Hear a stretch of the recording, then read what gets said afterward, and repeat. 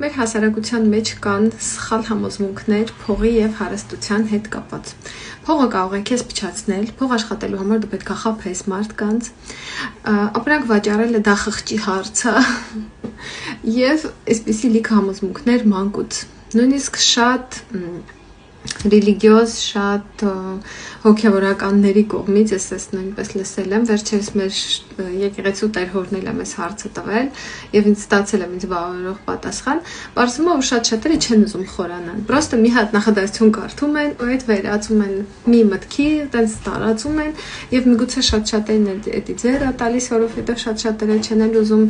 իրանց հնարավորությունները նույնիսկ վախենում են փորձեն փող աշխատելու ոլորտում եւ այլն։ Այսինքն ստացվում են դոգմա, իրանց երեխեքին տենց է սովորեցնում, ոդկա մեկնի քովեր մեկի համաձայն չփորձես տարբերվել, ոչ մեկի ոնց բոլորը նենց է դուք։ Սենց կոմենտարներ են գրում։